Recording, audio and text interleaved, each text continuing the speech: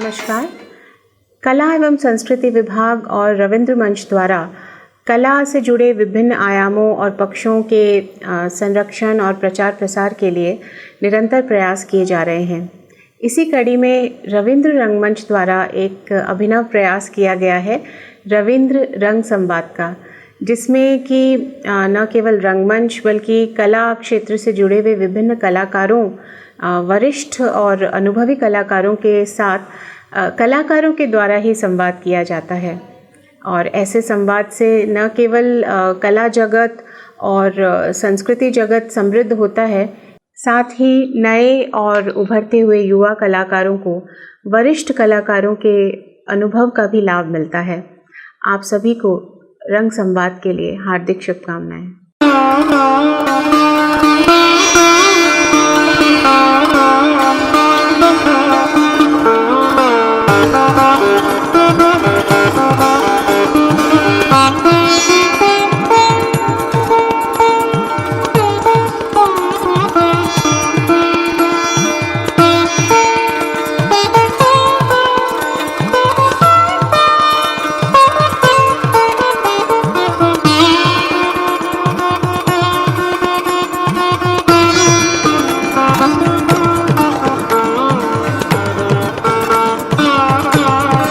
नमस्कार।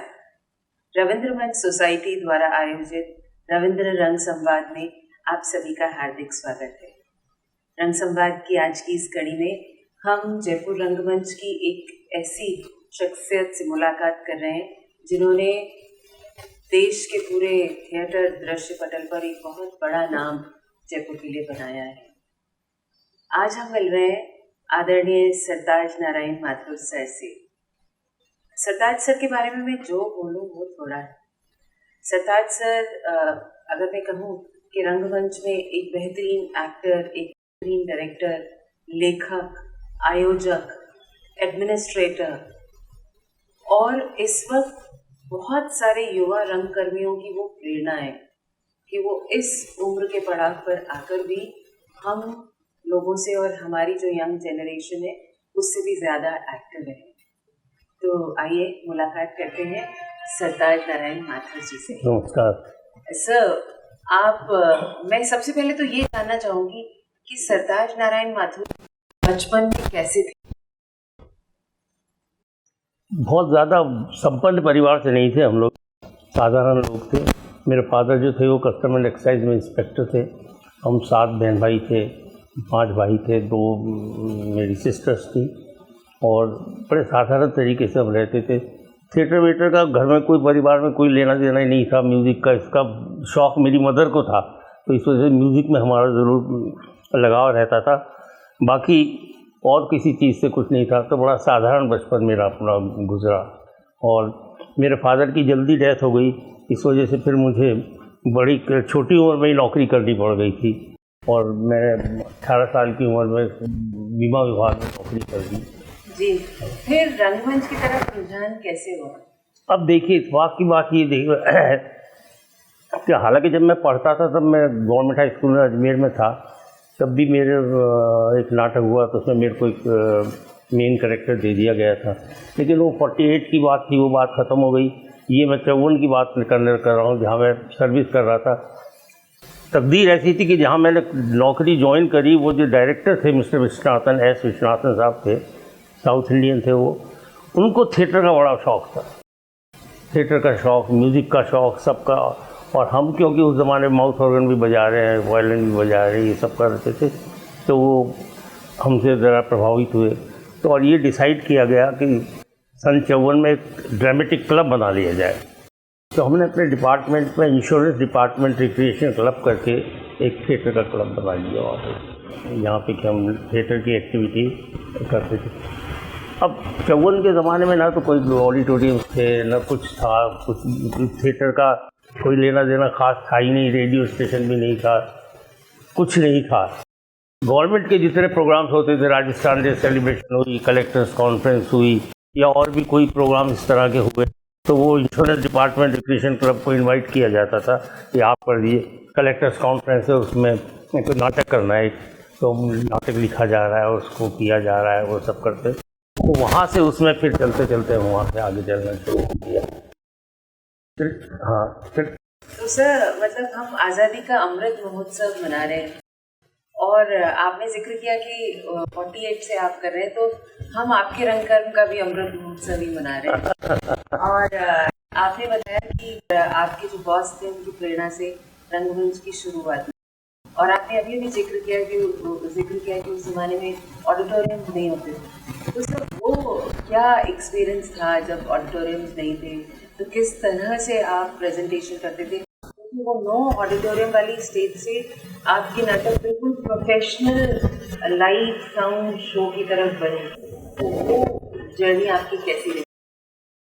अब ये कह दिया कि कलेक्टर कॉन्फ्रेंस करनी है आपको मुख्य विश्वास में, और जो भी आप कंस्ट्रेंसेज होंगे वो क्लब को आपको दे देगी गवर्नमेंट की तरफ से, सब कार्रवाई करना है।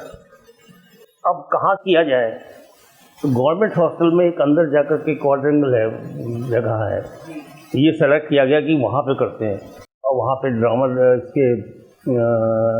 के ड्रम्स लाए गए, ला करके उनके ऊपर फंटे वंटे बिछाए गए, और वो पोस्ट लगा करके एक टेम्प्रेरी स्टेज जो है वो वहाँ पे क्रिएट किया गया। रिफ्लेक्टर्स वगैरह ज़्यादा लाइट के कुछ थे नहीं, कुछ नहीं था, तो डालडा का जो डिब्बा होता है उसमें बल्ब डाल करके रिफ्लेक्टर का काम उनसे लिया गया। और इस तरह से करके एक मिस्टर वीडी माथुर थे, वो वायलिन के इफेक्ट दे रहे हैं, पीछे से कोई टेप रिकॉर्डर वगैरह नहीं थी कि लाइव म्यूजिक चल रहा था, तो इस तरह से करके वो बल्ली फंटे लगा करके और वो पर्दे खींचने वाला सिस्टम करके और वहाँ किया जाता। और वो क्वाड्रेंगल में इतने सारे लोग आ जाते थे कि वो भर जाता था वो पूरी तरह से, और लोग उसमें मज़े लेते थे, और उस टाइम वहाँ से नाटक शुरू करना चाहिए। तो देखिए बिल्कुल कुछ ना होते हुए भी डालडे के डिब्बों और डामर के ड्रमों से जयपुर रंगमंच की शुरुआत हुई। क्योंकि जहाँ तक मुझे पता है उस जमाने में जयपुर में भी रंगमंच बहुत थोड़ा ही होता था और बहुत कम लोग थिएटर करते थे। नहीं, होता ही नहीं था। अमरनारायण माथुर थे यहाँ पे, वो उनको नाटक वाटक का शौक था, तो ये जो अपने बारादड़ी है यहाँ पे, इसमें ये जो आतिश मार्केट है, अगर आपने देखा हो तो एक बारादड़ी सी है, वहाँ उसमें उन्होंने स्टेज सा बना करके और तमाशा करके एक नाटक किया उन्होंने, जिसमें सुधा शिवपुरी रोल किया करती थी, और हाँ डॉक्टर श्याम अग्रवाल थे, बहुत सारे लोग थे। तो वो ऐसी जगहों में लोग बाग ढूंढ करके नाटक किया करते थे। एक दफ़ा पृथ्वीराज कपूर जब आए तो हमने ऊपर गवर्नमेंट हॉस्टल में एक छोटा सा हॉल है, तिरछा कर करके उसका स्टेज बना हुआ है छोटा सा, उसमें लेकर के नाटक कर रहा है। तो जहाँ जगह मिलती थी उसको ढूंढ ढांड करके कर लेते थे। फिर लेटली महारानी कॉलेज का हॉल जो था उसमें करने लगे। तिरपन में बना था महारानी कॉलेज हॉल था। हाँ, और फिर उसके बाद 53 में आया यहाँ पे रेडियो स्टेशन। जब रेडियो स्टेशन आया तो रेडियो स्टेशन के आने के बाद से थिएटर की एक्टिविटीज़ और ज़्यादा बेटर होने लगी। लोग बाग ओम शिवपुरी, मोहन मैठी, पिंटू कपूर, ये सब लोग रेडियो पे जाने लगे, रेडियो से आते थे, और रेडियो से मिलने की वजह से फिर नाटक का और यहाँ से जयपुर थिएटर के नाटक जो ब्रॉडकास्ट होते थे वो बड़े पावरफुल नाटक हुआ करते थे। मिस्टर गंगा प्रसाद माथुर थे यहाँ पे थे प्रोड्यूसर, तो वो करते थे। उसकी वजह से यहाँ के रंगमंच का भी शौक बढ़ा, कॉम्पिटिशन से छोटे छोटे होने लगे, 1 एक्ट प्ले कॉम्पिटिशन होते थे, और उसमें फिर डिफरेंट टीम से जी ऑफिस के लोग भी आने लगे, और डिफरेंट तरह की टीम से पार्टिसिपेट करने लगे, और क्लब्स बने और सोसाइटी बनी। तो रेडियो के बाद से 63 में जाकर के रविंद्र मंच बना, और रविंद्र मंच बनने के बाद और एक्टिविटीज ज़्यादा बढ़ती गई। रविंद्र मंच के निर्माण और उसके आगे जो उसकी गौरव गाथा लिखी गई, उसमें आपका एक बहुत महत्वपूर्ण भूमिका रही आपकी और आपके साथियों की। लेकिन ये बात हम थोड़ी देर बाद करेंगे। जब आप नौकरी करने लग गए और नाटक भी शुरू हो गए और नौकरी भी बहुत ज़ोरों शोरों से चल रही थी, तो आप अपनी जीवन संगिनी से कैसे मिले, ये भी हमें बताइए। ये भी इत्तेफाक था, क्योंकि मेरी वाइफ जो थी वो भी 61 में उन्होंने वही ऑफिस ज्वाइन किया हमारा वाला ही, और वहाँ आकर के वो भी आ गई। तो वहाँ पे हालांकि नाटक का बहुत शौक़ नहीं था, लेकिन थोड़ा बहुत करती थी, गाती थी बहुत अच्छा। तो करते करते वहाँ पे हमारी जान पहचान हो गई, और फिर एक दूसरे से थोड़ा सा अटैचमेंट हो गया, ज़्यादा हो गया। लेकिन मेरी दोनों बहनों की शादी नहीं हुई थी। मैं कायस्थ और वो सिख, तो दोनों इंटर रिलीजन मैरिज है, वो इंटर कास्ट भी नहीं, इंटर रिलीजन मैरिज है, तो वो बड़ा मुश्किल मामला था। तो हम ये वेट करते थे कि यार जब तक मेरी बहनों की शादी हो जाएगी तब अपनी शादी करेंगे। तो हमने 7 साल कोर्टशिप करी और 7 साल तक हम वेट करते रहे। जब मेरी अपनी दोनों बहनों की शादी हो गई उसके बाद फिर हमने, जब आप एक एक्टर के तौर पर रंगमंच में सक्रिय रहे, फिर आपने डायरेक्शन भी किया और आपका डायरेक्ट किया हुआ प्ले फर्स्ट भी आया, तो वो क्या घटना थी, कैसे आप डायरेक्शन में आए और फिर उसके बाद की जर्नी कैसी रही? एक्चुअली मैं एक्टर था और अच्छा एक्टर था और मेरे को कई दफ़ा अवार्ड्स मैंने लिए, बेस्ट एक्टर के अवार्ड्स मैंने लिए। अफसोस हम ना होंगे उसके लिए लिया, एक नेपाल लद्दाख हमारा उसके लिए, कई नाटकों में मैंने अवार्ड लिए। एक सिविल सर्विसेज ड्रामा कंपटीशन होता था जिसमें गवर्नमेंट सर्वेंट्स का होता है, गवर्नमेंट डिपार्टमेंट जो है सारे इंडिया वाइड, वो लोग उसमें पार्टिसिपेट करते हैं। तो उसमें 20-25 ड्रामा आया करते थे, सारी स्टेट्स के, अलग अलग स्टेट्स के। यहाँ एक हमारे फ्रेंड थे हमीदुल्ला, वो राइटर थे, उन्होंने बड़े अच्छे अच्छे नाटक लिखे। तो हमीदुल्ला साहब ने सेक्रेटरीट में काम करते थे, तो उन्होंने कहा मौसा भी इस तरह से वहाँ पर कंपटीशन होता है तो टीम लेके चले। और चलो। तो हमीदुल्ला ने अपना एक नाटक लिखा, उलझी आकर के। एस वासुदेव सिंह साहब हुआ करते थे उस ज़माने में, वो बड़े प्रोमिनेंट डायरेक्टर थे। वासु जी से रिक्वेस्ट करी गई कि आप प्ले को डायरेक्ट करिए और टीम लेकर के चलते हैं। उनके फादर भी शायद मानदाता सिंह कहीं गवर्नमेंट सर्विस में रहे थे, उसमें सिर्फ गवर्नमेंट सर्वेंट्स ही पार्टिसिपेट कर सकते थे, वो या उनके बच्चे या कोई उनके रिलेटिव में कोई ऐसा हो। तो वासु जी को खैर वो उसमें फिट इन हो जाते थे, तो वासु जी गए और उस साल भी मेरे को उसमें उलझी आकर में मुझे अवार्ड मिला वहाँ पे। और नाटक हमारा अच्छा नाटक रहा, सेकंड आया था। उसके बाद नेक्स्ट ईयर फिर गए हम उसी कंपटीशन में, तो उसमें एक नाटक ने किया, एक और युद्ध, वासु जी ने, वो बड़ा मशहूर हुआ, हाँ बड़ा प्रसिद्ध हुआ वो नाटक और बहुत उसके शोज वोज भी हुए और वो नाटक फर्स्ट आया उस कॉम्पिटिशन। वो 25 नाटकों में एक नाटक का फर्स्ट आना एक बड़ी मायने रखता था और उसके बहुत सारे शोज वगैरह यहाँ पे होते रहे, चलते रहे। नेक्स्ट ईयर फिर आया वो कंपटीशन। अब वासु जी की ही बात पे नाराज़ हो गए या भगवान जाने क्या हुआ क्या नहीं हुआ, उन्होंने कहा मैं नहीं डायरेक्ट करूँगा। हमारे तो बाजा बज गया, हमारा डायरेक्टर जिसकी वजह से नाटक हमारा फर्स्ट आया था वो मना कर रहा है, टीम कैसे जाएगी। तो हमीदुल्ला मेरे से कहने लगे मास्टर साहब आप डायरेक्ट करो। मैंने कहा हमीदुल्ला जी मेरे को डायरेक्शन आता ही नहीं, मैंने कभी डायरेक्ट किया ही नहीं, मैं सिर्फ अपना एक्टर रहा हूँ, एक्टिंग करता रहा हूँ और मुझे डायरेक्शन से कोई लेना देना नहीं है कि नहीं आप करो। सर हम सत्साई कॉलेज के आप बता रहे थे कि आपको 11 नाटक किए, तो सत्साई कॉलेज की कोई ऐसी घटना जो आपको किया? सत्साई कॉलेज तो मेरे जीवन में बहुत ही इम्पोर्टेंट रहा और मेरी रेपुटेशन ऐसी थी सत्साई कॉलेज में, आप अंदाज़ा लगा दो कि लड़कियों के कॉलेज में मैं रिहर्सल रात को करवाता। द रीज़न बीइंग कि दिन में तो मैं ऑफिस जाता था और ऑफिस से आने के बाद मैं अपने रविंद्र मंच में रिहर्सल करवाता, तो 7, 6, 7, 8 बज जाते। मोस्टली लड़की हैं जो ही वहाँ हॉस्टल में होती थी और एक नीलम सांबी करके एक लड़की हुआ करती थी, वो बड़ी इंटेलिजेंट लड़की थी। फिर वो बाद में मेरे साथ उसने नाटक करना फर्स्ट ईयर से शुरू किया और फिर वो सत्साई कॉलेज में ही लेक्चरर हो गई और वो तब तक मैं नाटक करवाता ही रहा और वो लेक्चरर भी हो गई। उसने बहुत बढ़िया बढ़िया नाटक किए।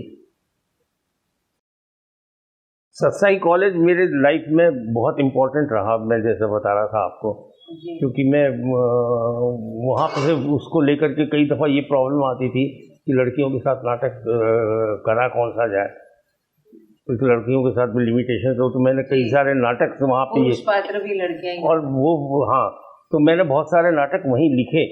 अच्छा। इनकी सत्साई कॉलेज के लिए नाटक लिखे मैंने और लिख करके नाटक करवाए। सत्साई बाबा से आप देखिए वहाँ पे 73 बर्थडे आई उनकी, 73वीं सालगिरह सत्साई साहब की और बहुत बड़े लेवल पे उनकी बर्थडे मनती थी पुट्टुपर्थी में। तो अमेरिका से भी ट्रुप आती थी और दुनिया भर के जितने उनके आश्रम थे वहाँ से आते थे। तो एक साल सत्साई कॉलेज का नंबर आ गया कि इस साल आपका नाटक आएगा। तो फिर वो अब नाटक आएगा तो फिर हमको भी असाइन किया गया, बुला करके उसने कहा प्रिंसिपल ने कि अब क्या करेंगे, कौन सा नाटक जाएगा। और सेक्रेटरी आए, सेक्रेटरी साहब ने पता करके गया, तो हमने कहा एक लिखते हैं नाटक। फिर हमने एक नाटक लिखा, आस्था करके एक नाटक मैंने लिखा, और वो नाटक लेकर के हम पट्टू पट्टी गए, लड़कियों की टीम लेकर के, और 8-10 दिन का प्रोग्राम था। हाँ, तो सर आप बता रहे थे कि राइटिंग कंपटीशन और फिर साथ में उनको मंचित कराने का काम किया था। मंचन कराने के साथ उनको जो यंग राइटर्स होते थे और यंग डायरेक्टर्स होते थे, उनको बड़ा उससे बूस्टअप मिलता था, वो उसको बहुत ज़्यादा उनको प्रोत्साहन मिलता था। और फिर उसके साथ एक बड़ी बात ये होती थी कि उन नाटकों को हम छपवाते थे। तो एक किसी राइटर के लिए पहली बात तो ये कि उसका नाटक मंचित हो। लिखते तो बहुत लोग हैं लेकिन नाटक मंचित नहीं होता, मंचित हो और अच्छे लेवल पे मंचित हो, जहाँ की लोग उसको देखें और फिर उसको अवार्ड मिले और फिर वो छपे। ये इतने काम जिस राइटर के साथ होते थे, उसको कितना उससे एडवांटेज हुआ। इतने सारे लोग जो हैं वो और बड़े राइटर्स उसके लेवल पे निकल करके आ गए। सर फिर उसके बाद भी फुल लेंथ प्ले कॉम्पिटिशंस भी आपने 6 डिवीजन्स में अलग अलग हम करवाया करते थे। जयपुर में 20 नाटक स्टेज हुए, बीकानेर में 15 नाटक स्टेज हुए, जोधपुर में 12 नाटक स्टेज हुए, अजमेर में हुए, कोटा में हुए। ये अलग अलग जगह से करके उस एक महीने में 50 से 60 नाटक स्टेज हुआ करते थे। और उन नाटकों में से हम ये करते कि हर जगह से 2 नाटक सेलेक्ट करते, फर्स्ट और सेकंड। तो फर्स्ट जो नाटक आता था उसको फिर हम जयपुर बुलाते, और जयपुर में 6 नाटक हो गए, फर्स्ट 6 नाटक हुए 6 डिवीजन के। उन 6 नाटक का कंपटीशन जयपुर में करवाते, और जजेस जो थे वो बाहर से बुलाते। तो ये था कि बाहर के जो प्रोमिनेंट लोग हैं, जो बड़े बड़े डायरेक्टर्स वगैरह हैं, जिनको कि हम यहाँ जज बना के बुलाते हैं, तो ये पता लगे कि राजस्थान का रंगमंच क्या हो रहा है। और फिर वो जो उनमें से जो बेस्ट प्ले होते थे, फर्स्ट और सेकंड और थर्ड, उन तीनों को अवार्ड करते, उनके राइटर्स को अवार्ड करते थे, उनके डायरेक्टर को अवार्ड करते थे, प्रोडक्टर को अवार्ड करते थे। सैटरडे आधे दिन की छुट्टी हुआ करती थी और संडे पूरी छुट्टी होती थी। हमने फ्राइडे थिएटर शुरू कर दिया, इस वजह से कि वो स्टाफ की प्रॉब्लम नहीं हो। तो फ्राइडे थिएटर शुरू किया और 5 रुपये के टिकट से शुरू किया। उसके बाद फ्राइडे थिएटर के बाद मैंने सैटरडे लेट नाइट थिएटर शुरू किया। क्या होता था कि नाटक हम नॉर्मली 7 बजे करते थे। 7 बजे ना तो एडवोकेट्स फ्री होते हैं, ना डॉक्टर्स फ्री होते हैं, ना और बिजनेस वाले दुकान वाले दुकान नहीं बंद करके आते। 7 बजे तो ऑडियंस जो आती है वो बड़ी लिमिटेड ऑडियंस आती है। तो इसको लेकर के हमने एक आइडिया बनाया कि अपन लेट नाइट थिएटर शुरू करते हैं। तो हमने फिर एक दिन रखा सैटरडे लेट नाइट करते थे हम। और उसमें नाटक तो वही होता था जो फ्राइडे को हुआ है 7 बजे, लेकिन सैटरडे को जो है वो उसकी रेट टिकट की डबल हो जाती थी। अगर वो ये 20 रुपये का टिकट अगर फ्राइडे थिएटर का है तो वो 50 रुपये का टिकट होता था, और उसमें ज़्यादा ऑडियंस आती थी क्योंकि वो लोग सब फ्री होते थे और वो लोगों को देखना चाहते थे, एक अच्छा एंटरटेनमेंट मिल जाता था उनको। तो सैटरडे लेट नाइट थिएटर चलना शुरू हुआ, तो वो सैटरडे लेट नाइट थिएटर चला। सर मुझे ध्यान है आपके समय में जवाहर कला केंद्र के शिल्पग्राम में भी कुछ ओपन एयर में शोज हुए जिनमें साबिर खान साहब ने किया। बहुत लोगों ने किया, विजय माथुर ने किया, भानु भारती ने किया, बहुत सारे लोगों ने किया। जो हम ये इन लोगों को हम लोग इनवाइट करते थे, डायरेक्टर्स को, रवि चतुर्वेदी को, इन लोगों को जो है हमने रवि चतुर्वेदी को भी करवाया, साबिर को करवाया। और एक स्कीम और थी हमारी, वो ये थी कि आपके एक शो तो हमारा आपका हमने जवाहर कला केंद्र में करवाया, और उसके अलावा हम आपको 30 शोज और दे देते थे जिनको कि आप ये जो डिफरेंट जगह जा कर के करेंगे, जयपुर में नहीं करेंगे। अच्छा। जयपुर के पड़ोस में इधर उधर जा कर के करेंगे। तो सर ये एक एक बहुत ही एनरिच्ड ये पूरा दौर निकला। फिर ये 11 साल के बाद में भी जो अब तक की जर्नी आपकी वो भी बड़ी एक्साइटिंग रही है। मतलब और मेरे को ऐसा लगता है कि ये वो दौर है जब सबसे ज़्यादा यंगस्टर्स आपसे जुड़े अलग अलग तरीके से, और इस वक्त का जो थिएटर सिनेरियो है वो बच्चे भी सब आपके नीचे से ही निकले। और जवाहर कला केंद्र मैंने 2004 में छोड़ दिया था। जी 2004 में छोड़ने के बाद मैंने एक साल स्कूल के करीब कुछ नहीं किया, 2 साल। फिर मेरे पास एक दिन अर्चना श्रीवास्तव का फ़ोन आया, हेड ऑफ डिपार्टमेंट जो है यूनिवर्सिटी की, कि सर वो वर्कशॉप कल से शुरू हो रही है, आपको आना है। मैंने कौन सी वर्कशॉप? कि मैंने ऐसे लोगों के लिए जो कि थिएटर के यहाँ के नहीं है, डिपार्टमेंट के नहीं है, यहाँ के नहीं है और थिएटर करना चाहते हैं, उनकी वर्कशॉप एक ऑर्गेनाइज करिए। तो आप उसमें दीपक महान का बेटा था उसमें, और बहुत सारे लोग जो बाहर ऐसे लोग जो अदरवाइज थिएटर नहीं कर रहे थे, वो उस वर्कशॉप में आए थे। तो मैंने कहा यार इसने आपने मेरे को बताया ही नहीं, कि बताना क्या था आपको, आपको तैयारी थोड़ी करनी है, आप तो आइए। नशा तो मेरा भी अपना ही होता ही है। जी पहुँचने के बाद फिर मैं वहाँ से उसका वर्कशॉप का प्रोडक्शन मैंने करवाया, बड़ी बुआ जी, उसमें बादल सरकार का प्ले करवाया, बड़ी बढ़िया प्रोडक्शन हुआ उसका। उसके बाद फिर मैंने वहाँ पे अभी उसमें डिपार्टमेंट में उसने कहा डिपार्टमेंट के बच्चों के साथ आप नाटक करवाइए। तो वहाँ फिर मैंने अंधा योग और एक जज्बा करके एक मेरा अपना लिखा हुआ ही नाटक था वो, और जिन लाहौर नहीं देखा, और एक नाटक मैंने 4-5 नाटक वहाँ पे करवाया। तो 4-5 साल मेरे उसमें वहाँ लग गए। वहाँ से मैं निकला करके कर ही रहा था वहाँ पे काम, तो ये रंग मस्ताने वाले मेरे पास इन्होंने कहा कि हमारा ये प्ले करना है, ये उसको बता करवा दीजिए। तो फिर मैं इनके साथ लग गया। और सर यहाँ आपने अपने घर के पीछे एक छोटा सा इंटीमेट थिएटर भी डेवलप करा है, तो वो भी मतलब अगर मैं ये कहूँ कि राजस्थान में studio theatre, personal studio theatre की शुरुआत ही आपके ही घर से और आपके ही आशीर्वाद से शुरुआत हुई। हाँ, लेकिन वो एक बड़ा टेम्पररी फेज है, जो बाहर पीछे जो स्टेज बना करके हमने किया था, वो स्टेज नहीं बनाया था, वैसे ही कवर कर। और उसके बाद से मैंने रेगुलर थिएटर यहाँ पे शुरू किया, वर्कशॉप शुरू करी। तो वो मैंने वर्कशॉप जो करी वो 16-17 वर्कशॉप्स मैंने करी बच्चों की, 1-2 नहीं, 16-17 वर्कशॉप्स करी। हर तीसरे महीने एक वर्कशॉप करता था, और मैं उनमें बच्चों को जो लेता था वो बच्चे आते थे जो भी इंटरेस्टेड होता था, जिसने भी पहली एंट्री भेज दी उसको हमने ले लिया। ये नहीं पूछते थे कि तुमने पहले थिएटर किया है या नहीं किया है, या कुछ सीखा है या क्या जाना है, या उसका ऑडिशन ले रहे हैं, पूछ रहे हैं कि कैसे करोगे, कुछ नहीं। ये पता है कि ये थिएटर करने आया है, थिएटर करने के लिए इसने फीस दी है, तो इसमें थिएटर का कुछ ना कुछ कीड़ा तो है।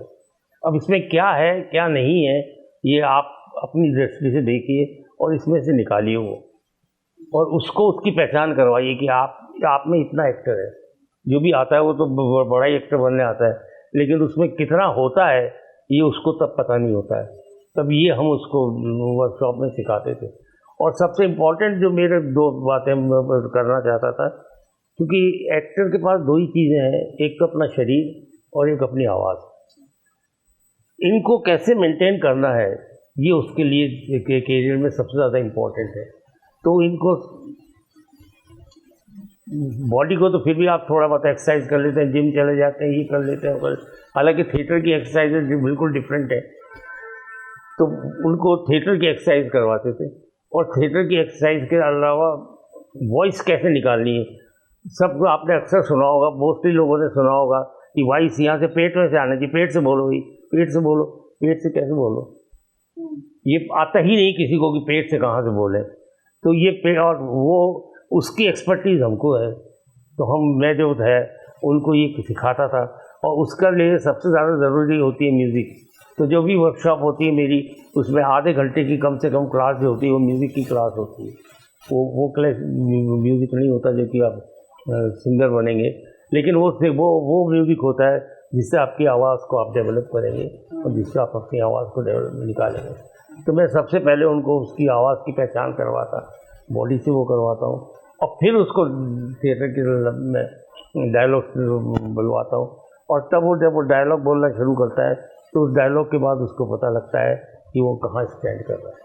वो पहचानता है अपने आप को कि ये चाहते तो आप ये कैरेक्टर करना था, लेकिन वो नहीं कर सकता मैं, वो अपने आप फील करता है, तब उनको डिफेंड कर रहा है। और इस तरह की करके मैंने 16-17 वर्कशॉप्स करी हैं बच्चों को, और उसमें नए नए बच्चों को निकाला है, नए नए बच्चों को निकाला है जो और खूब काम कर रहे हैं, निकल रहे हैं आगे काम। कोरोना काल से पहले तक भी सर की ये जो वर्कशॉप्स हैं ये चल रही हैं, और अब जल्दी इनकी फिर से भी शुरुआत होगी। एक वर्कशॉप मेरी अधूरी पड़ी हुई है जिसमें एक राजस्थानी प्ले में कर रहा हूँ, बैमी बाणेव करके, उसको वो इनकम्प्लीट पड़ी हुई है, क्योंकि ये अगर सर आपने बहुत सारी किताबें भी लिखी हैं, तो ये किताबों के बारे में भी सर हमें थोड़ा थोड़ा कुछ बताएंगे? ये अभिषेक तो मैंने सत्साई कॉलेज के लिए लिखा था जी।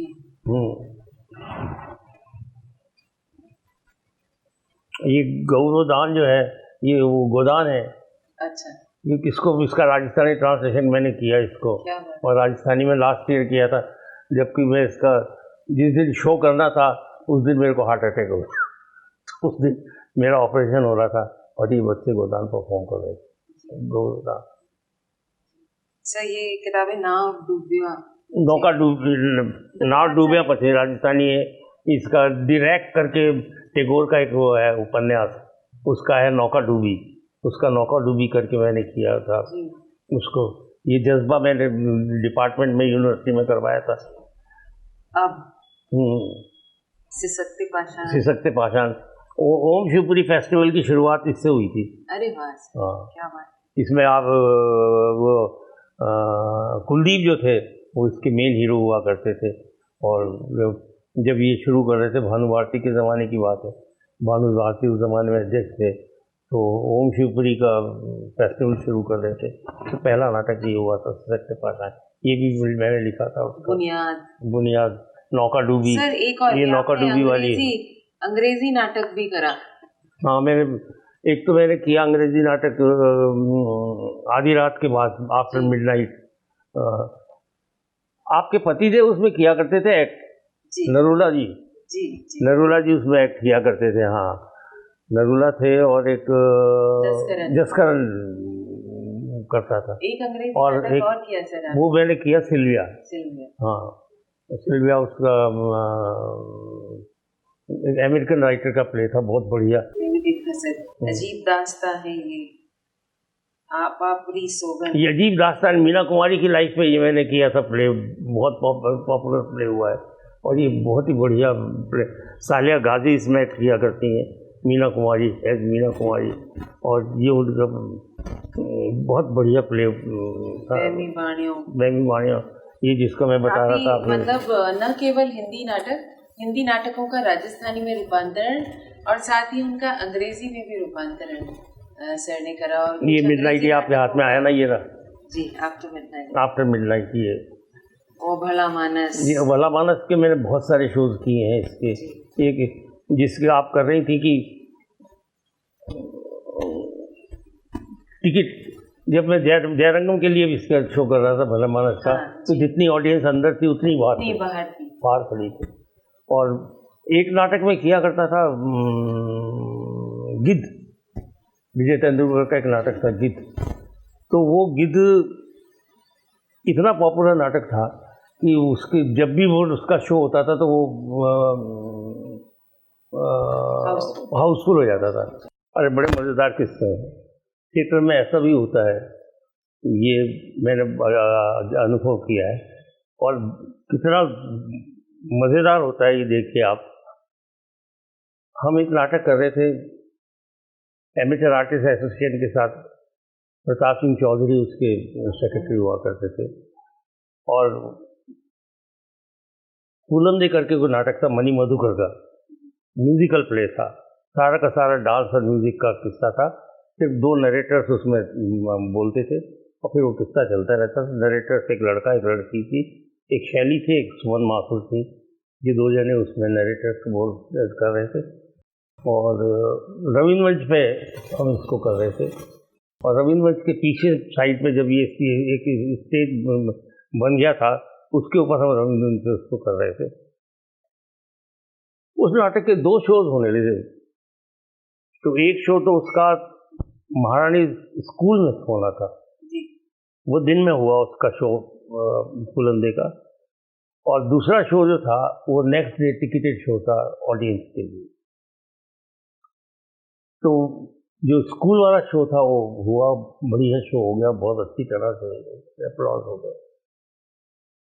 अगले दिन के लिए तय पाया कि शाम को 7 बजे शो है, तो अपन 4 बजे मिलते हैं और एक रिहर्सल करेंगे। म्यूजिकल बहुत लंबा प्ले नहीं था, 1 घंटा 10 मिनट जैसा था, म्यूजिकल था सारा का सारा। और फिर जो है रिहर्सल करते हैं, शाम को 7 बजे शो करेंगे। और उसमें प्रताप सिंह चौधरी जो थे वो बड़े इंटेलिजेंट आदमी थे, और बड़े बड़े उसमें कलाकार जो उस ज़माने के टॉप के थे, उनका नाम नहीं बताऊंगा मैं आपको, जो उस ज़माने में बड़े टॉप के कलाकार जो हमारे ज़माने में हुआ करते थे, 60-70 की बात है ये। शाम को रिहर्सल के लिए सारे बच्चे आगे जमा हो गए 4 बजे, म्यूजिशियंस नहीं आए। 10 मिनट के बाद एक लड़का आया जो उनको सिंगर था, गाना भी गाता था, आके कहते चौधरी साहब वो कह रहे कि पहले पेमेंट भेज दो तब आएंगे। अब पेमेंट कहाँ से भेज दो बेचारा, इतने सारे म्यूजिशियंस, कम से कम 8 म्यूजिशियंस थे उसमें थे, 8 म्यूजिशियंस का पेमेंट। तो उसने कहा भैया जैसे ही शो खत्म होगा, टिकटेड शो है और मैं तुम्हें शो खत्म होती पेमेंट कर दूंगा, उनको कह दो आप अभी तो आओ, रिहर्सल तो करो। नहीं आया, 4:30 बज गए, 4:45 बज गए, अभी भी नहीं आया। चौधरी के लड़के ने मेरे से कहा कि अंकल जब आपका कल प्ले हो रहा था तो मैं अब टेप रिकॉर्डर लेकर के वहाँ खड़ा था उसके पास, स्पीकर के पास, और मैंने वो प्ले रिकॉर्ड करा हुआ है। और मैंने कहा लेगा, वो भाग कर गया पास ही था, वापस नगर उसका घर जा कर के लेकर के आ गया। तो मैंने सुना तो सारा म्यूजिक मिल गया हमको, उसके अंदर पूरा रिकॉर्डेड था, बची नरेशन। तो नरेटर से हमने कहा यार तुम अपने इसको कब संभाल लेना, ध्यान कर लेना। और हम उसको एक रिहर्सल हमने उसके साथ करी, और 7 बजने का टाइम हो गया, गाड़ी आने लगी, लोग वहाँ आने लगे, और वहाँ पे वो देख रहे हैं कि अब अभी तक बुलावा नहीं आया यार, बुलावा नहीं आया म्यूजिशियन। हमने उसको रिकॉर्डेड उसके साथ सारे प्ले को कर लिया और वो वहीं बैठे रह गए। लेकिन वो जो कितनी टेंशन हमने भोगती है उस वक्त उस नाटक की 3 घंटे की पीरियड में, उसकी आप कल्पना नहीं कर सकते, मगर ऐसा किया उन्होंने। एक दफा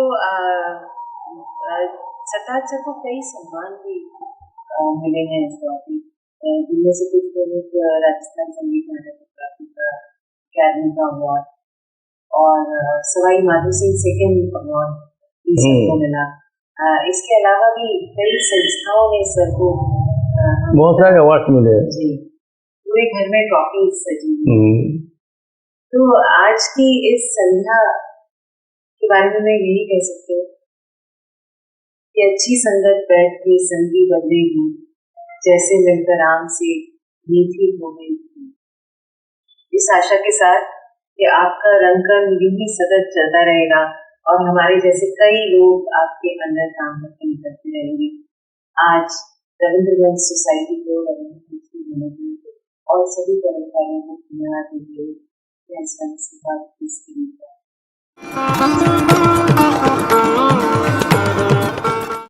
पापा के बारे में तो जितना भी कहा जाए बहुत ही कम है। उन्होंने हमें एज अ फादर जिस तरह से संस्कार दिए हैं, जिस तरह से उन्होंने हमको हर चीज़ के लिए सिखाया है और जिस तरह से जो हमने वैल्यूज इनकलकेट की हैं लाइफ में, वो have seen us through in our life अच्छी तरह से। पापा के साथ थिएटर में भी जुड़े रहे हैं, तो हमें वो थिएटर का डिसिप्लिन, वो थिएटर में किस तरह से चाहते हैं आपको, आपका डेडिकेशन, आपका ट्रू वर्क, वो सब चीज़ें हमने पापा से सीखा है। And it is not just theatre, theatre आपको लाइफ में और भी जिंदगी को जीने के बहुत तरीके सिखाता है। पापा सिखाते हैं। मैन ऑफ फ्यू वर्ड्स, वो बहुत सिखाते हैं अपनी बातों से। कोई घटना जो आपको याद आती हो जब आपको बहुत गर्व हुआ हो कि अरे सरदार जी को करते हैं? और तो हमेशा से हर चीज में कौन सी ऐसी चीज है जिसमें कि हम ये नहीं कहते ये तो हमारे पापा ने हमको सिखाया, बहुत गर्व से, छोटी से छोटी चीज, बड़ी से बड़ी चीज। और पापा के अंदर काम करने में मैंने थिएटर, पापा के साथ बहुत थिएटर सीखा है, रेडियो पे, टेलीविजन पे, स्टेज पे तक है थे। और उन्होंने अपने बच्चों में और दूसरों में कभी कोई फर्क नहीं करा कि ये मेरी बेटी है तो मैं इसको जब कहूँ तो मैं डांट नहीं सकता हूँ या मैं उसको ये बात कह नहीं सकता हूँ कि तुम गलत कर रही हो। पर हाँ, ये बात है कि बहुत अच्छी तरह से उन्होंने सिखाया हर चीज में। अब मुझे याद है पापा का एक प्ले है जिसके लिए कि हम जो बचपन से हम जिसका हमको वर्ड बाय वर्ड याद होता था रिहर्सल्स देख के, क्योंकि हम रिहर्सल्स में इन्वॉल्व रहते थे, तो वर्ड बाय वर्ड हमें हर चीज याद रहती थी और हम उसको गाना भी गाते थे। Beautiful musical plays with the entire cast and crew and everything. तो एक कोई ऐसा इंसिडेंट तो मैं क्या बताऊँ आपको, कई सारे इंसिडेंट्स हैं पापा के साथ जो कि मेमोरेबल टिल डेट। सर के साथ में अगर मैं कुछ बात से शुरुआत करूं तो एक स्पेस देने की एक बहुत बड़ी बात होती है कि जब आप कुछ काम कर रहे होते हो तो बहुत सारे लोग होते हैं जो आपको बोलते हैं, डराते हैं कि आप ये काम नहीं कर सकते या अभी आप बहुत छोटे हैं, आपको और सीखने की ज़रूरत है। पर सर के साथ सबसे बड़ी बात यह है कि वो बहुत एनर्जी देते हैं हर काम में कि अगर कोई काम आप करने जा रहे हो तो मैं आपके साथ हूँ। अगर मैं आज से 10 साल पहले की बात करूँ तो मेरा पहला नाटक था हायवदन, और शायद जयपुर में जितने लोगों के पास में भी गया उनका बहुत बड़ा प्ले है, तुम अभी नहीं कर पाओगे, तुम्हारा फर्स्ट प्ले है, तुम्हें को छोटे प्ले से शुरू करना चाहिए। तो मैं शायद रात को 9:30 बजे सर के पास में आया और मैंने सर को बोला कि सर मैं हायवदन करना चाहता हूँ और मुझे सब मना कर रहे हैं। मैंने कहा क्यों मना कर रहे हैं भाई, करो, मैं तुम्हारी हेल्प करूंगा। और वो एक दिन था जिससे शायद एक एनर्जी की शुरुआत हुई कि देयर इज समबडी, कोई है जो हर काम में सपोर्ट करना चाहता है, बस आप काम करो। और उसके बाद से लेकर शायद आज 10 साल हो गए मुझे देखते हुए सर को NSD के लिए कोई स्पीच तैयार करने के लिए आता है। इवन मैं कितनी वर्कशॉप्स के लिए मैं सर को बोला है, सर ने कभी मना नहीं किया। रात को 9 बजे तक हम रिहर्सल्स करते हैं, सुबह 6 बजे सर उठ जाते हैं, 4:30 बजे उठ जाते हैं। और शायद ये मेरा सौभाग्य है, सबसे बड़ी बात यह है कि मुझे सर के साथ रहने का बहुत टाइम तक मौका मिला। और मैं अपनी एज में शायद मैं 25-30 साल का हूँ, लेकिन मैं एक यंग होके भी उनकी एज में उनकी एनर्जी को देख करके मैं बहुत मोटिवेट होता हूँ। हर रोज देखता हूँ उनका जल्दी उठना, रियाज करना, उनका डायरेक्शन करने से पहले नाटक को स्टडी करना, उनके नोट्स बनाना, ब्लॉकिंग के लिए पूरी इमेजेस बनाना। और जब वो मुझे बताते हैं कि अभिषेक सेट ऐसा लगेगा तो उनके पूरे लाइक पेज के ऊपर बाकायदा एक ड्राइंग बना हुआ होता है पूरे सेट का, एक एक चीज का कि कहाँ पे कौन सा जगह पर होगा। तो इतना डिटेलिंग में काम करना, होमवर्क करके पूरी चीजें बताना, ये सब मैंने सरताज सर से सीखा। और एज ए एडमिनिस्ट्रेटर जब मैंने अपना काम स्टार्ट किया, एज ए ऑर्गेनाइजर जब मैंने अपना काम स्टार्ट किया, तो बहुत सारी चीजें थी जो प्रॉब्लम हुई और शायद मैं थिएटर छोड़कर नौकरी भी करने वाला था एक टाइम पे। पर सर ने मुझे कहा कि नहीं, थोड़ा सा और वक्त दो अपनी चीजों को। और शायद उसके बाद लाइफ एकदम टर्न ऑन चेंज हो गई और अब शायद मैं अपना ग्रुप चला रहा हूँ, वर्कशॉप्स करता हूँ, MA किया मैंने उसके बाद में, और बहुत सारी चीजें लाइफ में होती गई सर की वजह से। तो मुझे लगता है कि एक एनर्जी देने का काम एक टीचर का, एक मेंटोर का होता है, और उसमें सरताज सर मास्टर है। पंच करते हैं, गलत जगह पे स्ट्रेस देते हैं या आवाज में कोई कमी होती है तो मुझे ऐसा लगता है कि अभी इनको पकड़ूं और सरताज जी के पास भेज दूं कि एक वही है जो सिखा सकते हैं। मतलब सर आप परम पूजनीय है, आदरणीय है, और मैं सच में बहुत खुशकिस्मत हूं कि आपसे सीखने का मौका मिला। और जब भी जयपुर आता हूं तो आपसे मुलाकात होती है। और आप सही मायनों में अमिताभ बच्चन है हमारे। जैसे अमिताभ बच्चन जी की आज भी काम को लेकर वो ललक है, वो पैशन है, वो सब कुछ है, वो आप में भी गायब है सर। मतलब पूरे लॉकडाउन में जब सब कुछ बंद था, मैं हैरान था जब मैं आपके घर आया और मैंने देखा कि आपने अपने पूरे घर को मतलब मंच बना दिया है, थिएटर बना दिया अपने पूरे घर को, जहां पर सारी दीवारों पर कुछ कलाकारी हुई है, कुछ कोट्स लिखे गए हैं, थिएटर की पर्सनैलिटीज की बातें लिखी गई हैं, और यंगस्टर्स वहां पे प्लेस परफॉर्म कर रहे हैं। मतलब मैं सोच भी नहीं सकता कि कोई इंसान आज की तारीख में इस हद तक इस पैशन के साथ थिएटर से जुड़ा है। सर आपको शत प्रणाम है, शत नमन है। और मतलब जितना सीखा जाए आपसे उतना कम है। और thank you very much sir, बहुत बहुत आभार कि आपने हमें सिखाया।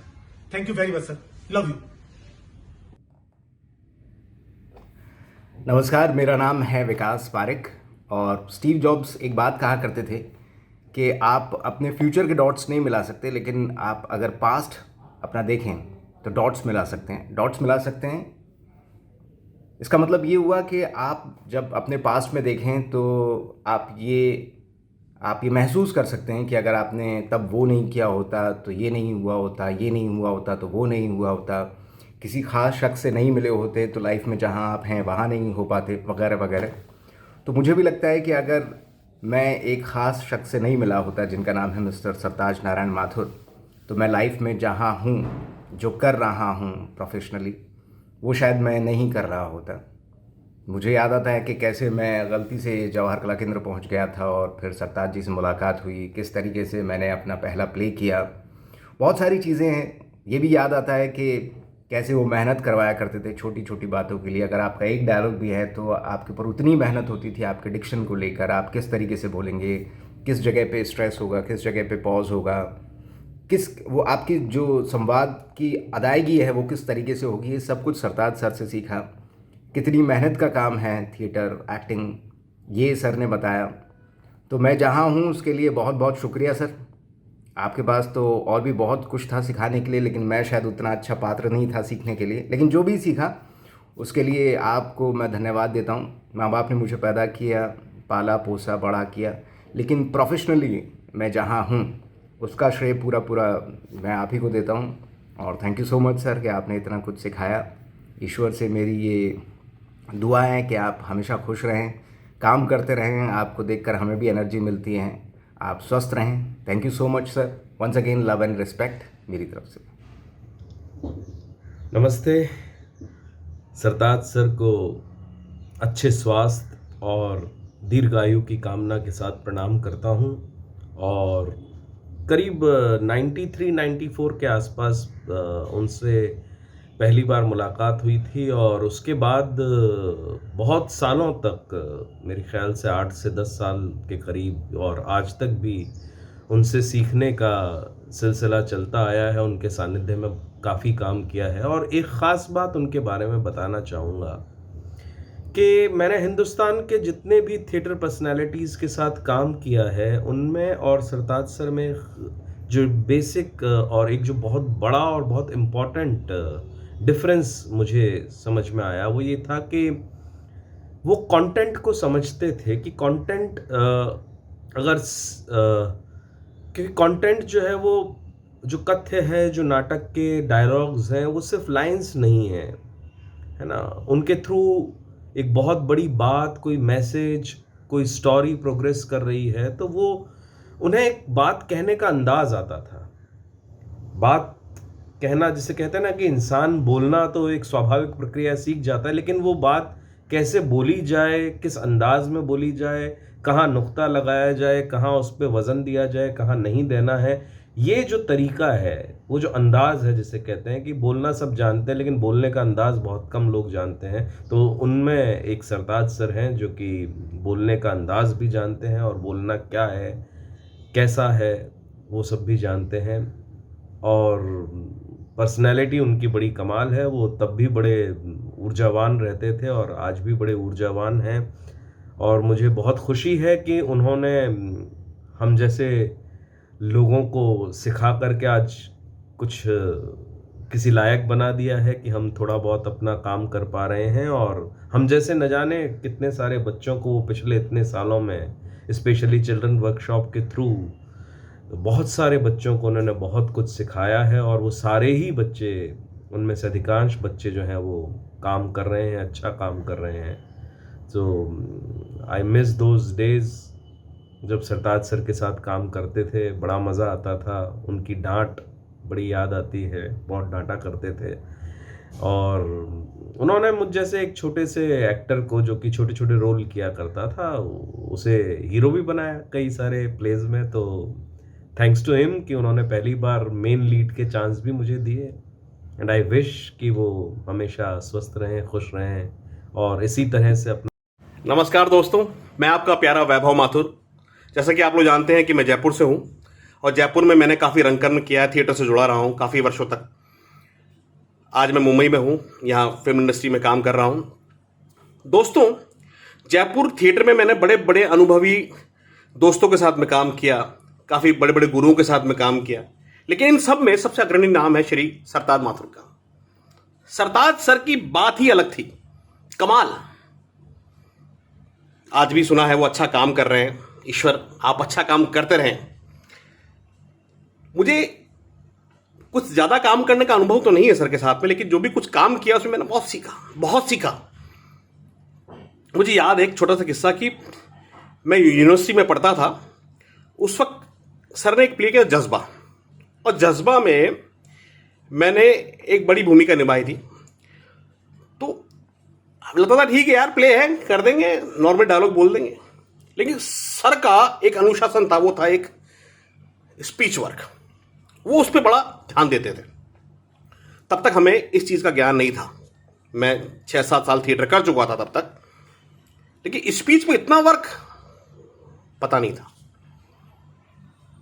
रिहर्सल शुरू होती, 1 पन्ना 2 पन्ना हम पढ़ नहीं पाते थे, उससे पहले सर इतना वर्क करा देते थे, पसीने छूट जाते थे। ये वास्तव में ऐसा होता है क्या यार? करते थे भाई, ऐसा नहीं ऐसे, ऐसा नहीं ऐसे। अरे यार कमाल है यार, सच में हमें तो ज्ञान ही नहीं था इस चीज का। लेकिन जैसे तैसे वो प्ले हमने किया। सर कुछ नहीं बोले, ठीक है अच्छा किया। कोइंसिडेंटली मेरा आकाशवाणी में एक प्ले था, मैं वहां पर गया प्ले करने के लिए। मालूम पड़ा उस प्ले की कास्ट के अंदर सरताज सर भी हैं। मेरे वापस पसीने छूट गए। मैंने कहा गुरु वहां तो छूट गए थे, लेकिन यहां सर नहीं छोड़ेंगे। और सच में जो सोचा था ऐसा ही हुआ। प्ले करने से पहले रिहर्सल होती है, हम 2-4 आर्टिस्ट थे, रीडिंग कर रहे थे। उसके बाद सर ने जो हमें लगाया है धार पे, कमाल था। लेकिन उसका नतीजा ये निकला कि वो आकाशवाणी का प्ले इतना अच्छा हुआ, इतना बढ़िया हुआ, सब लोगों ने बहुत तारीफ करी। आज भी याद है, सर को शायद याद नहीं हो, लेकिन मुझे याद है। लेकिन दोस्तों, जो अनुभव सर का था और वो अनुभव हमें दिया, और वो अनुभव आज हमें मुंबई में काम आ रहा है। कोई भी सीखी हुई चीज़ दुनिया में बेकार नहीं जाती है, हमेशा काम आती है। सरताज सर से हमें बहुत कुछ सीख। हाँ, एक बात और है कि सर स्पीच वर्क में नहीं, नाटक के हर एक पार्ट में इन्वॉल्व रहते थे। म्यूजिक हो, मेकअप हो, ड्रेस कॉस्ट्यूम हो, मतलब डांस हो, सब में रहते। इतना कमाल का अनुभव था उनका, काबिल तारीफ था। मतलब मैंने आज तक इतने डायरेक्टरों के साथ में, इतने निर्देशकों के साथ में काम किया, लेकिन थिएटर में ऐसा मजा हुआ, इतना निपुण डायरेक्टर मैंने आज तक नहीं देखा है। कि डायलॉग के साथ में इतनी चीज़ों पर ध्यान देना, ये मामूली बात नहीं है दोस्तों, आप लोगों को इसका फ़ायदा उठाना चाहिए। आज मैं तो सर से बहुत दूर हूँ, लेकिन आप लोग जयपुर में रहते हैं, उनके बहुत करीब हो, सीखिए उनसे, थिएटर की बारीकियाँ सीखिए। वो गुरु नहीं रहे अभी जो सिखाने वाले थे। सरताज सर, आपका आशीर्वाद हम सब पर बना रहे, पूरे रंगकर पर बना रहे, पूरे राजस्थान, पूरे जयपुर पर बना रहे। हमें भी आशीर्वाद दें, हम आगे बढ़ें, काम करें। और आपकी 1000 बरस उम्र हो सर, आपका स्वास्थ्य अच्छा रहे। Thank you sir, God bless. नमस्ते, मेरा नाम अजीत सिंह पालावत है और सरताज सर के साथ मेरी मुलाकात, पहचान 2006 में हुई। मैं 7वीं 8वीं कक्षा में जब था, तभी से मुझे थिएटर का एक आ गया था कि भाई थिएटर करना है, एक्टर बनना है। और जयपुर में आप पैदा हों, जयपुर में आप थिएटर कर रहे हों, तो कुछ ऐसे नाम हैं जिसकी छत्र छाया में जयपुर का थिएटर पनपता है। तब तक यही लगता था हमें, और वो सत्य भी था। उनमें से एक नाम सरताज नारायण माथुर भी रहा। लेकिन हम लोग जयपुर इप्टा में काम कर रहे थे और यंग ग्रुप था हमारा, बहुत नए तरीके से काम कर रहे थे। तो हिम्मत हम नहीं कर पाए कि यार हम सर के पास जाएं कैसे, अप्रोच कैसे करें, क्योंकि जवाहर कला केंद्र में सर वहाँ के निदेशक रहे तो उनके वर्कशॉप्स के बारे में पता चलता था, उनके नाटक हो रहे हैं, उनके सेमिनार, इंटरव्यूज़ ये सब हो रहे हैं, लेकिन हिम्मत नहीं हो पाती थी कि हम जाके बात क्या करेंगे सर से। फिर ये चलता रहा सिलसिला, हम अपनी प्रैक्टिस करते रहे। 2006 में मैंने पहली बार राष्ट्रीय नाट्य विद्यालय का जब फॉर्म भरा, तो इंटरव्यू के लिए मुझे जब कॉल आया तो स्पीच आई। मैं अपनी तैयारी कर रहा था, अपने दोस्तों के साथ बाकी लोगों को दिखा रहा था, लेकिन बार बार मन में यही आ रहा था कि सरताज सर को एक बार सुना दूँ, एक बार उनके पास चला जाऊँ, वो बता दे कि क्या सही है क्या गलत है। क्योंकि वो, और इसमें कोई दो राय नहीं है, कोई इसके आगे दूसरा सत्य नहीं है कि उनकी जो स्पीच पे, डिक्शन पे जो कमांड है वो अद्भुत है। किसी भी अभिनेता के लिए सीखने के लिए उनके पास जितना भंडार है उतना और कहीं मिल ही नहीं सकता। तो मैं हिम्मत करके और नंबर लिया मैंने संदीप सर से और मैंने फ़ोन किया, और सर ने पहले बोला हाँ कौन? मैं बोला कि अजीत बोल रहा हूँ सर, मेरा NSD में एडमिशन के लिए मुझे आपसे मदद चाहिए। हाँ तो आ जाओ दोपहर में। मैं बोला सर आज तो मैं यहाँ पे किसी से मिल रहा हूँ, कल सुबह। हाँ सुबह जल्दी आ जाओ। तो मैं सुबह बहुत ऐसे हड़बड़ाहट में, और दो चीज़ें एक साथ थी, तो राष्ट्रीय नाट्य विद्यालय की स्पीच तैयार करके जा रहे हैं सर को सुनाने के लिए, और दूसरा सरताज सर से पहली मुलाकात होने जा रही है। तो उस एक्साइटमेंट में पहुंचा सर के पास सुबह का वक्त, और जैसे ही पहुंचा तो सर शायद नहाने के लिए गए हुए थे या कुछ, तो कहीं व्यस्त थे।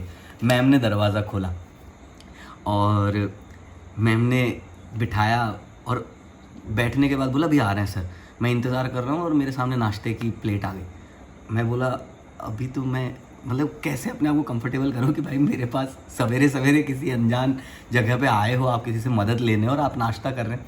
मैं खाने लगा और सर आए उतनी देर में। कौन? तुम्ही अजीत? मैं बोला हाँ सर मैं ही अजीत हूँ सर। हाँ नाश्ता कर लो फिर करते हैं। सर ने भी नाश्ता किया, हम लोग शुरू हुए। सर ने बोला क्या करोगे? मैं बोला सर ये इस तरीके से एक स्पीच है महिपत की, और शकार की स्पीच है, महिपत की एक स्पीच है, ये दो मैंने तैयार की है, और तीसरा अपना है एक अमीबा करके हमारा एक प्ले था उसमें मुन्ना। तो सर ने बोला कि अच्छा ये शकार और महिपत रहने दो, अपन अमीबा से शुरू करते हैं, क्या है ये, मैंने पहली बार नाम सुना है। मैं बोला ठीक है। हमने शुरू किया, और उसमें एक कविता है कि ठहरो अभी न पर्दा गिराओ, अभी तो दास्तां आगे और भी है, अभी तो टूटी है कच्ची मिट्टी, अभी तो बस किरदार ही बुझे हैं, ये लौ उठा लो जो थक के किरदार की हथेली से गिर पड़ी है, ठहरो अभी न पर्दा गिराओ कि आगे दास्तां और भी है। ये कविता अभी ठीक से याद नहीं, लेकिन ये थी वो कविता। और सर शुरू, मतलब जितना नाश्ता किया था मैंने प्रेम से, जितना कुछ हुआ था वो सब उड़ गया, क्योंकि अब साक्षात सरताज नारायण माथुर साहब, जिस चीज़ के लिए जिनका नाम इतना मैंने सुना था, गलत है ये, ऐसे तो नहीं होगा एडमिशन। और मुझ में अच्छी चीज़ ये थी कि चैलेंज लेने में मज़ा तो आता ही, अभी भी लगता है। मैंने बोला सर आप बताइए ना। ऐसे नहीं, ऐसे। हमने करीबन 1.5 घंटा सिर्फ उस कविता को सुधारने में बिताया। उसके बाद उन्होंने वो जो स्पीच थी वो पूरा उन्होंने के साथ 3-3.5 घंटे। बोला कल ये पूरा का पूरा याद होना चाहिए जो मैंने तुझे बताया, तो कल सुबह वापस आएगा। मैं बोला हाँ सर मैं पक्का आऊँगा। वो पूरा दिन याद करता रहा और सर के पास पहुँचा। हाँ अभी थोड़ा ठीक है, ऑल द बेस्ट, अच्छा है तू देख क्या। मैं जब जा रहा था तब सर ने मुझसे कहा था कि जो भी हो एडमिशन हो जाए तो बहुत खुशी की बात है, नहीं तो तू मेरे पास आना ज़रूर। मैं बोला ठीक है। उस साल बदकिस्मती से नहीं हुआ एडमिशन, तो मुझे दिमाग में क्लिक हुआ कि सरताज सर ने मुझे बुलाया था। तो मैं गया, बोला सर कुछ तो हुआ, प्रॉब्लम नहीं हुआ शायद एडमिशन इस साल। बोले अच्छा कोई बात नहीं, महिपत करेगा सोलो। मैं बोला सर सोलो? बोला हाँ चल मेरे है दिमाग में, अपन करते हैं। तो और फिर उसके बाद में अगले साल 2007 में हमारे एडमिशन हो गया NSD में। सर से बीच में बातचीत होती रही फ़ोन पे, और सर के बारे में बस यही है कि उनके नाम में ही अपने आप में एक गुरु वाला जो एक ऑरा है, जो उनका नाम लेने से ऐसा लगता है कि गुरु जो आपका फिगर है वो आपके आसपास है। वो उनसे हमेशा सुनने को देखने को मिलता है। वो इस उम्र में भी जिस उत्साह के साथ नए लोगों के साथ थिएटर करते हैं, एक एक बारीक चीज़ के साथ में, मुझे नहीं पता कि हमारी जनरेशन उस एज तक भी पहुंच पाएगी, उतना पैशन रख पाएगी, सहेज कर पाएगी। सर को हमेशा हमारा प्रणाम रहेगा। मैं वो विधिवत तौर पे मैं उनको कभी इस तरीके से जाहिर नहीं कर पाया कि वो हमारे लिए कितने आदरणीय, कितने प्रेम से हमारा मन भरा हुआ है उनके लिए। लेकिन हमारी बस यही प्रार्थना है कि वो स्वस्थ रहें, प्रसन्न रहें और हमारा काम देखते रहें, हमें नाश्ते पे बुलाते रहें, टोकते रहें। बहुत बहुत प्रेम सर आपको, धन्यवाद। एक पिता है, एक गुरु है। दोनों ने एक सा काम किया। एक ने मेरा नाम रखा और एक ने मुझको नाम दिया। एक ने मुझको नज़रें दी। एक ने मुझको नज़रें दी, दुनिया देखना सिखलाया। एक ने मुझको दिया नज़रिया, दुनिया क्या है बतलाया। एक ने मेरी उंगली पकड़ी, मुझको धरा से मिलवाया। एक ने मेरे हाथ को थामा। एक के हाथ को थाम के मैंने मेरा धरातल पाया। टूटी फूटी तुतली ज़बां को एक ने बोलना सिखलाया। एक ने ताकत शब्दों को दी, लगा बोलना अब आया। संस्कारों के रंग से एक ने सपनों को आकार दिया। रंग बिरंगे चेहरे देकर एक ने उन्हें साकार किया। एक ने मुझको सांसें देकर मेरे दिल को धड़काया। एक ने दिल के अरमानों को खुल के जीना सिखलाया। दोनों में का अंतर जाने कब का धुंधलाया है। पिता के बारे में जब जब सोचूं, आपका भी चेहरा नजर आया है। Thank you so much sir, बस इतना ही कहना था आपके लिए।